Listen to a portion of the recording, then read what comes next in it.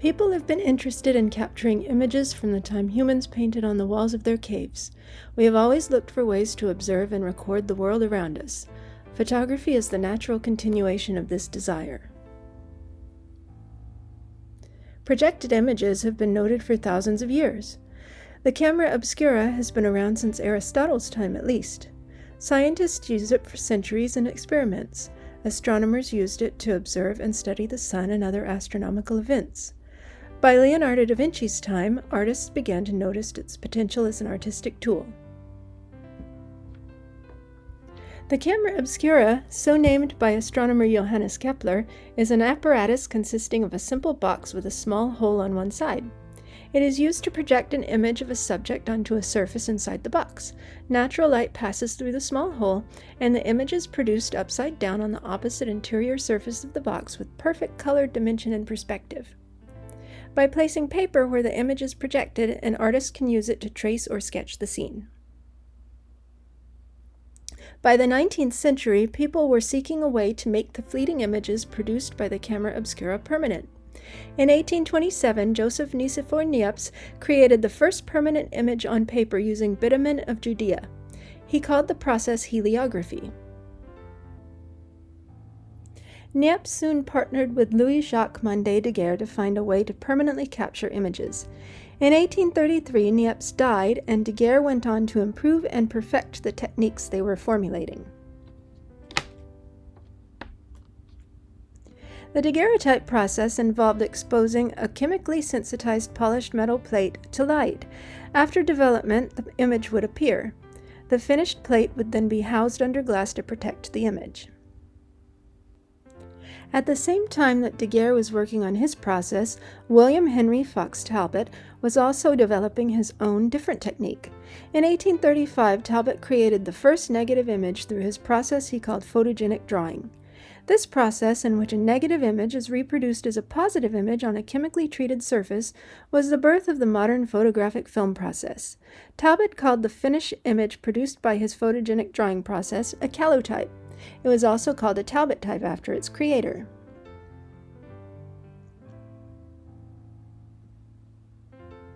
In 1839, the daguerreotype and the photogenic drawing techniques were both introduced to the public. At first, the daguerreotype was the preferred format over the calotype, mainly for its ability to capture sharp detail and clarity. The calotype had the potential for greater flexibility because it could produce a nearly infinite number of positive prints from a single negative image. However, the prints had problems with clarity and fading that kept it from gaining popularity until these issues were addressed. Photographers set about trying to find ways to deal with the clarity and fading issues that plagued the calotype process.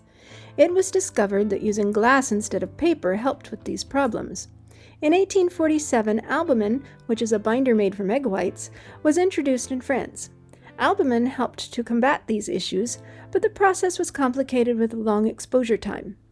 In 1850, the wet collodion method, also called wet plate, was introduced by Frederick Scott Archer to address the problems with albumen.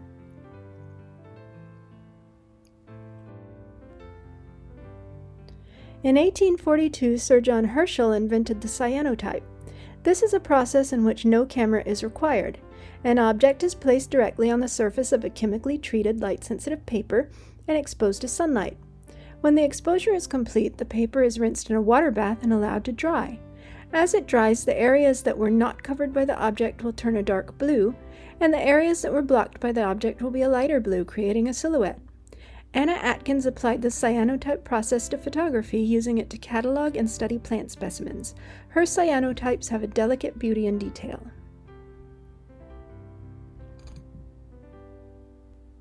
Sir Charles Wheatstone discovered stereoscopy and invented the stereoscope around 1832, a device that holds two frames of a nearly identical image. The viewer looks through the eyepieces and sees the illusion of a three-dimensional scene. The stereoscope became all the rage in the late 1800s. Wheatstone also discovered that a moving object can be frozen by a quick burst of light in a dark room. This became the basis for flash photography.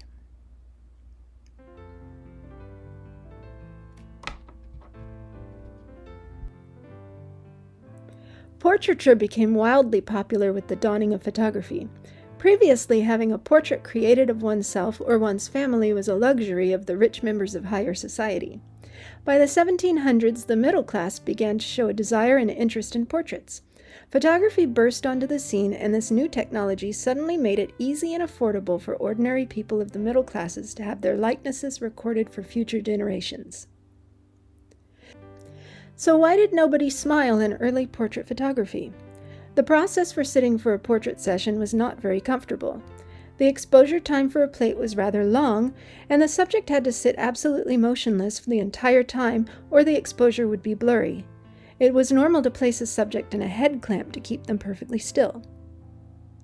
Photographers needed bright light in order to capture proper exposure, so portrait studios were often located on rooftops in the open air. If the photographer had an indoor studio, it would have been equipped with large windows to let in sufficient light. Sometimes windows would be made of blue glass to soften the light.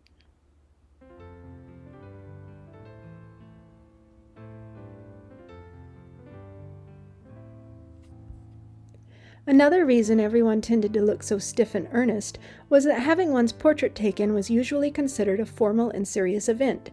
It was not a part of everyday life as it is today, and it was thought to be inappropriate to smile or look too relaxed. When portrait photography first gained popularity, photographers focused mostly on the individual, incorporating very few props or backgrounds. This was especially the case in America, where the daguerreotype process had been enthusiastically embraced from the beginning. American portraits were very straightforward and simple. Later on, photographers began to incorporate props to try and show the subject's character and personality. Carte de visite portraits were smaller-sized portraits that soon became extremely popular around the 1850s and through the later years of the 19th century. The common size was around 2.5 by 3.5, the size of a business card. The popularity of carte de visite portraits helped launch the careers of celebrities and politicians of the day who used them as promotional items. They were also popular in promoting the latest in women's fashion. People of the day collected and traded them, much like baseball cards. From the 1860s on, a sharp interest in using photography for personal expression arose.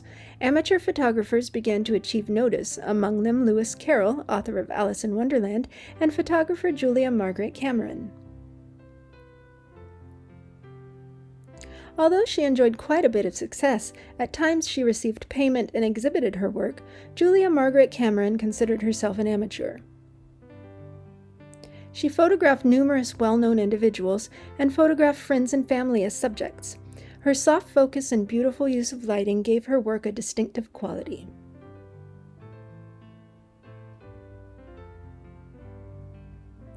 Both landscape and architectural subjects immediately became popular for photography.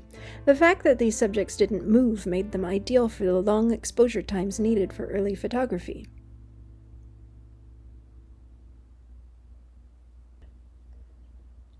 The interest in natural landscapes and artwork had been growing since the Romantic era of the 18th century. Photographers sought to capture the beauty of nature not only with technical accuracy, but also with artistic vision, demonstrating that the camera could offer the best of both worlds. Although the daguerreotype produced beautifully crisp images, the difficulty of the process made it unwieldy to use in the field. For this reason, as well as its ability to create reproductions, the calotype became the preferred format to use for landscape and location photography, despite the fact that it also required a lot of chemicals and supplies that were difficult to transport. The collodion process was developed in 1850 to 1851 and required photographers to cart around an entire darkroom. It was a simpler process than the calotype and paper negative and had quicker exposure and processing time. However, it also had limitations in tones. The sky was often blown out, while the tonal variations in the landscape were not as great. Photographers dealt with these unappealing results by using masking techniques, composites of multiple negatives, and other manipulations. While this was a useful workaround for these challenges, sometimes photographers got sloppy with their composites. Portions of a landscape taken at different times of day with mismatched lighting were pasted together, reflections in the water did not match the surrounding scene, and so on. The calotype process was also applied to documentary-type projects. The Mission Héliographique was a project commissioned in 1851 to document buildings and monuments in France that needed restoration. Edward Baldus was one of the 5 photographers who were part of this project, and some of his work can be seen here. Although the photographers produced hundreds of negatives, the project was never completed.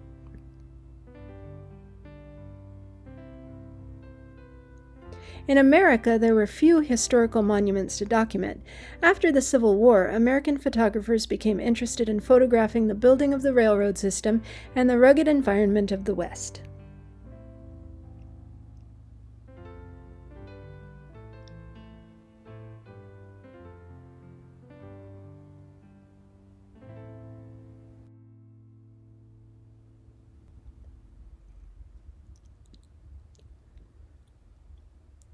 The collodion process made it possible to document war and battlefronts to a certain extent. Although exposure times and the bulky equipment required prevented photographers from capturing actual battle action, they did document encampments, casualties, soldiers, and battlegrounds, allowing people a more realistic view of war than illustrations and engravings could offer. Photographers such as Alexander Gardner and Matthew Brady, who is considered the father of photojournalism, were at the forefront of photographers who captured images of the American Civil War.